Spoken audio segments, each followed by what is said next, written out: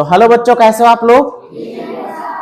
तो स्वागत है आपका फिर से आपके अपने YouTube channel fun with math science में।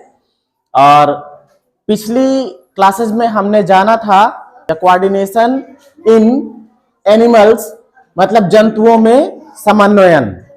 जंतुओं में समन्वयन, ये समन्वयन क्या था कि हमारे शरीर में जो भी ऑर्गन सिस्टम है वो एक ऑर्गन सिस्टम किस तरीके से दूसरे ऑर्गन सिस्टम के साथ में तालमेल बिठाता है, उसी को कहते हैं समन्वयन। तालमेल बिठाना, जैसे हमारा जो पाचन तंत्र है या उत्सर्जन तंत्र है या श्वसन तंत्र है, ये किस तरीके से एक दूसरे से तालमेल बिठा के काम करते हैं, वही क्या कहलाता है, समन्वयन कहलाता है। क्योंकि इनका तालमेल बिठाना इसलिए जरूरी है क्योंकि एक ऑर्गन सिस्टम दूसरे ऑर्गन सिस्टम से अच्छी तरीके से भली भांति जुड़ा हुआ रहता है। अगर एक में गड़बड़ी आएगी तो दूसरे में 100% गड़बड़ी आ जाती है। तो इसी क्रम में हम लोगों ने ये जाना था कि जो हमारे शरीर में जो जंतुओं में समन्वयन होता है वो किन किन विधियों से होता है। तो मुख्यतः दो विधियां थी। पहला है बाय नर्वस सिस्टम, मतलब तंत्रिका तंत्र द्वारा, और दूसरा है बाय इंडोक्राइन ग्लैंड्स, यानी कि अंतःस्रावी ग्रंथियों द्वारा। तो हमने पिछली क्लासेस में इसके बारे में अच्छे से जान लिया था। तंत्रिका तंत्र द्वारा किस तरीके से समन्वयन बिठाया जाता है शरीर में। तो घुमा फिरा के उसमें कुल मिला के निचोड़ यही निकला था कि हमारा जो शरीर है वो कहां से, ब्रेन से लेकर स्पाइनल कॉर्ड से लेकर और स्पाइनल कॉर्ड से जुड़ी हुई ढेर सारी नर्व्स है ना, इनके द्वारा घुमा फिरा के कुल काम यही था कि सूचनाओं को दिमाग तक पहुंचाना और दिमाग जो डिसीजन लेगा उसके हिसाब से शरीर को काम करना, इतना काम था। इसके अलावा अब ये देखा जाए तो एक तरीके से एक फिजिकल एक्टिविटी हो गई। क्या चीज हो गई, फिजिकल एक्टिविटी। मतलब कि शरीर क्या हुआ, सूचना उसको मिली, उस सूचना के हिसाब से वो क्या करेगा, अपना काम करेगा। लेकिन इसके अलावा शरीर में कुछ रासायनिक पदार्थ भी बनते हैं, वो नर्वस सिस्टम से भी ज्यादा मेन कार्य करते हैं। यूं समझो कि नर्वस सिस्टम जो कंट्रोलिंग करता है ये भी उन पर निर्भर कर जाएगा अगर वो प्रभावी हो गए तो। कौन से केमिकल की बात हो रही है, वो बात हो रही है अंतःस्रावी ग्रंथियों द्वारा जो केमिकल छोड़ा जाता है, जो रसायन छोड़ा जाता है। ये रसायन अगर बढ़ गया तो इसी के हिसाब से ये काम करने लगेंगे। बात समझ गए। मतलब मेन कौन है, अंतःस्रावी ग्रंथियां। ये इनको हैंडल कर सकती हैं, किसको, नर्वस सिस्टम को। अब आइए हम लोग जानते हैं अंतःस्रावी ग्रंथियां वैसे तो काफी हैं, मुख्य 7 हैं। इसके अलावा उसमें 1 2 4 और भी हैं, लेकिन जो मेनली आपके सिलेबस में है वो हम आपको बता रहे हैं। तो देखो, सबसे पहले नंबर पे आ जाता है पिट्यूटरी ग्लैंड या पीयूष ग्रंथि। पिट्यूटरी ग्लैंड या पीयूष ग्रंथि, जो पिट्यूटरी ग्लैंड है इसको मास्टर ग्लैंड भी कहा जाता है। क्या कहा जाता है, मास्टर। जैसे कि मेरा काम क्या है, सबको नियंत्रित करना, चाहे जिस तरीके से, चाहे पढ़ा के बांध के रखना और चाहे डांट डपट के। तो इसका दूसरा नाम क्या है, मास्टर ग्लैंड। हिंदी में कहते हैं पीयूष ग्रंथि। मास्टर ग्लैंड नाम है, ब्रेन के अंदर ही रहती है, ठीक है। ये काम क्या करती है, बाकी की जो ग्लैंड्स हैं इन सबको रिमोट कंट्रोल के द्वारा सबको कंट्रोल में रखती है कि कितना जरूरी है तुम्हारा काम करना और कितना जरूरी नहीं है।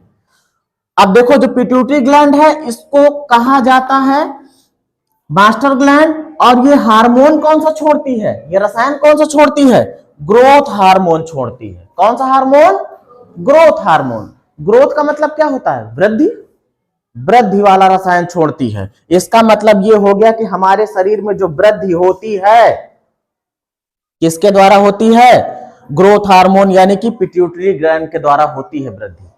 अगर यह ग्रंथि काम करना बंद कर दे तो बच्चे का जो ग्रोथ होगी, जो वृद्धि होगी, वो नहीं होगी, उसकी लंबाई नहीं बढ़ेगी।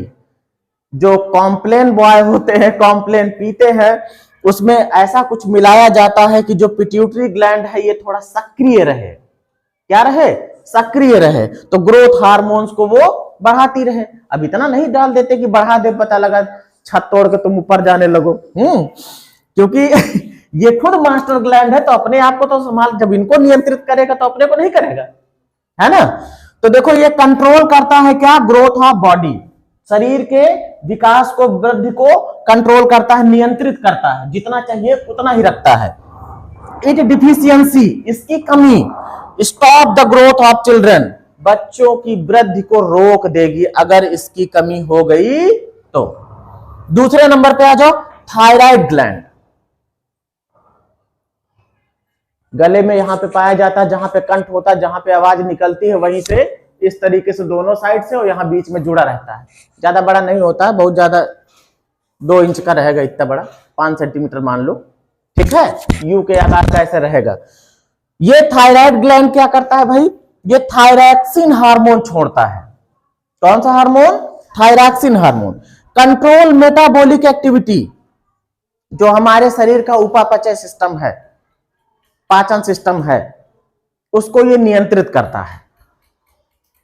अगर मान लीजिए ये गड़बड़ा गया, थायरॉक्सिन हार्मोन ज्यादा होने लगा या फिर कम होने लगा, अगर कम होने लगा तो खाना खूब खाओगे फिर भी दुबले रह जाओगे, और अगर अधिक हो गया तो खाना कम भी खाओगे तब भी फूलते चले आओगे।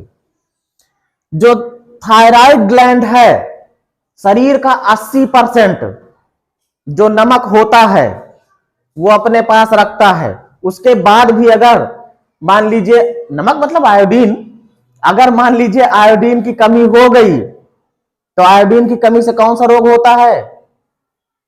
आपने पढ़ा होगा विटामिन में, आयोडीन की कमी से कौन सा रोग होता है? ग्वाइटर, यानी घेंघा, गले के पास ना, याद आया? तो कहने का मतलब यह है कि अगर आयोडीन की कमी होगी तो ग्वाइटर आपको हो जाएगा, ठीक है। और ये थायरॉक्सिन हार्मोन क्या करता है? शरीर के मेटाबॉलिक एक्टिविटी को नियंत्रित करता है। इसकी कमी से, इसकी डिफिशियंसी से ग्वाइटर हो जाता है, घेंघा रोग हो जाता है। अब इसके बाद इसी से जुड़ा हुआ पैराथायराइड ग्लैंड, ये पैराथ हार्मोन्स को छोड़ता है, रसायन को छोड़ता है, पैराथ हार्मोन को, और इसका काम बहुत महत्वपूर्ण भाई, मुझको तो ये बहुत बढ़िया लगा। ये कंट्रोल करता है कैल्शियम और फास्फोरस लेवल इन ब्लड, आपके रक्त में कैल्शियम और फास्फोरस की मात्रा को नियंत्रित करता है।